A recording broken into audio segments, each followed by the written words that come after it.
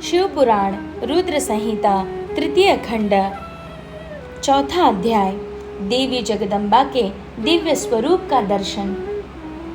ब्रह्मा जी बोले, हे नारद, देवताओं द्वारा की गई स्तुति से प्रसन्न होकर दुखों का नाश करने वाली जगदम्बा देवी दुर्गा उनके सामने प्रकट हो गई। वे अपने दिव्य रत्न जड़ित रथ पर बैठी हुई थी। उनका मुख करोड़ों सूर्य के तेज के समान चमक रहा था।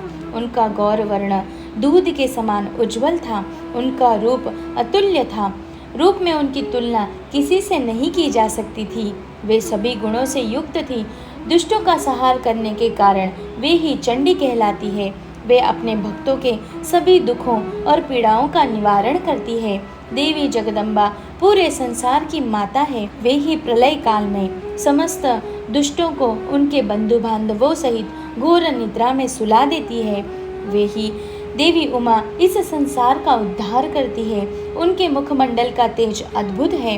इस तेज के कारण उनकी ओर देख पाना भी संभव नहीं है।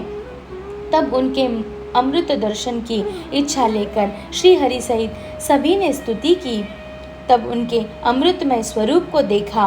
उनके अद्भुत स्वरूप के दर्शन से सभी देवता आनंदित होकर बोले, हे महादेवी, हे जगदम्बा, हम आपके दास हैं। आपकी शरण में हम बहुत आशा से आए हैं। कृपा करके हमारे आने के उद्देश्य को समझकर हमारे मनोरथ को पूर्ण कीजिए। हे देवी, पहले आप प्रजापति दक्ष की कन्या के रूप में प्रकट होकर रुद्रदेव की पत्नी बनी और ब्रह्मा जी व अन्य देवताओं के दुखों को दूर किया। अपने पिता के यज्ञ में अपने पति का अपमान देखकर स्वेच्छा से अपने शरीर का त्याग कर दिया। इससे रुद्रदेव बड़े दुखी हैं। वे अत्यंत शोकाकुल हो गए हैं। साथ ही आपके यहाँ चले जाने से देवताओं की जो इच्छा थी वह भी अधूरी रह गई है। इसीलिए हे जगदम्बिके, आप पृथ्वीलोक पर पुनः अवतार लेकर रुद्रदेव को पति रूप में पाइए, ताकि इस लोक का कल्याण हो सके और सनत कुमार मुनि का कथन भी पूर्ण हो सके।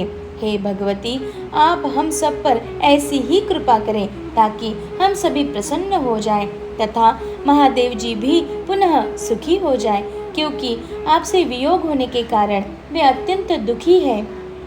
कृपा करके हमारे सभी कष्टों और दुखों को दूर करें। हे नारद, ऐसा कहकर सभी देवता पुनः भगवती की आराधना करने लगे। तत्पश्चात हाथ जोड़कर चुपचाप खड़े हो गए। तब उनकी अन्य स्तुति से देवी उमा को बहुत प्रसन्नता हुई। तब देवी शिवजी का स्मरण करते हुए बोली, हे हरे, हे ब्रह्मा जी तथा समस्त देवताओं और ऋषि मुनियों, मैं तुम्हारी आराधना से बहुत प्रसन्न हूँ। अब तुम सभी अपने अपने निवास स्थानों पर जाओ और सुखपूर्वक वहाँ निवास करो। मैं निश्चय ही अवतार लेकर हिमालय मैना की पुत्री के रूप में प्रकट होऊंगी, क्योंकि मैं अच्छे से जानती हूँ कि जब से मैंने दक्ष के यज्ञ की अग्नि में अपना शरीर त्यागा है, तब से मेरे पति त्रिलोकीनाथ महादेव जी भी निरंतर कालाग्नि में जल रहे हैं। उन्हें हर समय मेरी ही चिंता रहती है।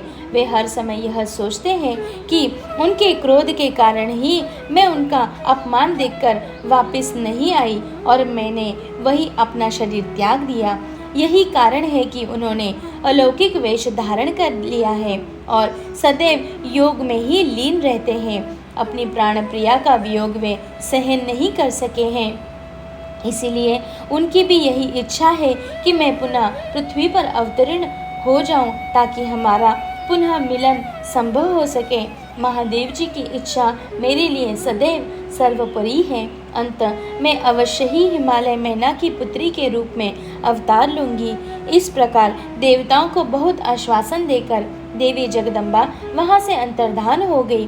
तत्पश्चात श्री हरि व अन्य देवताओं का मन प्रसन्नता और हर्ष से खिल उठा। वे उस स्थान को जहाँ देवी ने दर्शन दिए थे अनेकों बार नमस्कार कर अपने अपने धाम को चले गए।